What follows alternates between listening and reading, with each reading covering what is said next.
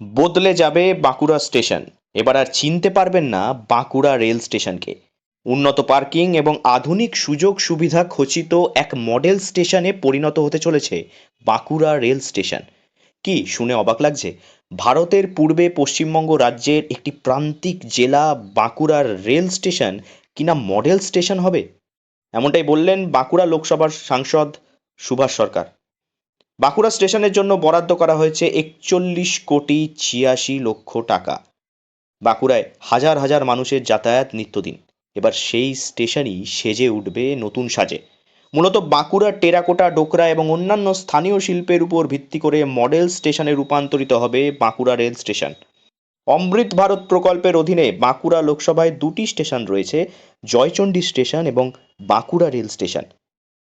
এদিন virtually video কলের মাধ্যমে বাঁকুড়া রেল স্টেশনের পুনরুন্নয়নের উদ্বোধন করেন প্রধানমন্ত্রী নরেন্দ্র মোদী।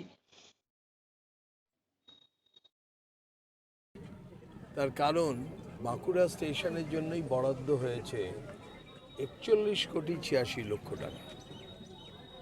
মানে এখানকার স্থানীয় যে কলা, এ সমস্ত স্থানীয় যে সমস্ত জিনিস পাওয়া যায় তার উপরে ভিত্তি করে, শিল্পের ওপর, এবং পার্কিং প্লেস থেকে আরম্ভ করে আধুনিক সমস্ত সুবিধা এর মধ্যে থাকবে। এর মধ্যে দক্ষিণ পূর্ব রেলের অধীনে রয়েছে ১০৮টি আন্ডারপাস। তার মধ্যে অমৃত ভারত প্রকল্পের অধীনে ৫০টি। সেই ৫০টি আন্ডারপাসের মধ্যে বাঁকুড়া লোকসভায় রয়েছে ৬টি আন্ডারপাস। এছাড়াও সাংসদ সুভাষ সরকার জানান, কেঠারডাঙ্গা আন্ডারপাস ও ছাতনা ঝাঁটিপাহাড়ি বাঁকুড়া শহর সংলগ্ন ময়রাবাদ আন্ডারপাস রেলের তরফ থেকে অনুমোদিত করা হয়েছে। আর আদ্রা ডিভিশনে ৬টি স্টেশন, তার মধ্যে আমাদের বাঁকুড়া লোকসভাতেই দুটো স্টেশন, একটি বাঁকুড়া আর একটি জয়চণ্ডী পাহাড়।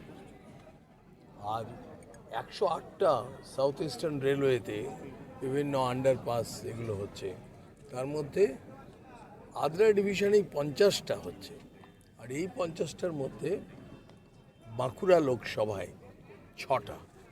কাজেই রেলওয়ের যে উন্নয়ন সেটা যথেষ্ট পরিমাণে হচ্ছে। আর এই যে কাছেই আমরা দেখতে পাচ্ছি বহুদিনের দাবি কেঠারডাঙ্গা আন্ডারপাস, ছাতনা ঝাঁটিপাহাড়ি, আর ময়রাবাঁধও কিন্তু রেল অনুমোদন করে দিয়েছে ময়রাবাঁধ আন্ডারপাস। বিষ্ণুপুরের মতোই বদলে যাবে বাঁকুড়া স্টেশন। আঞ্চলিক শিল্পের অনুপ্রেরণায় সেজে উঠবে রেল স্টেশনটি। থাকবে আধুনিক প্রযুক্তি এবং পার্কিংয়ের সুব্যবস্থা। দিকে দিকে লাগানো হবে ডিজিটাল বোর্ড। তবে কবে কাজ শেষ হবে সেই অপেক্ষায় দিন গুনছে বাঁকুড়াবাসী। বাঁকুড়া থেকে নীলাঞ্জন ব্যানার্জির রিপোর্ট, লোকাল ১৮ বাংলা।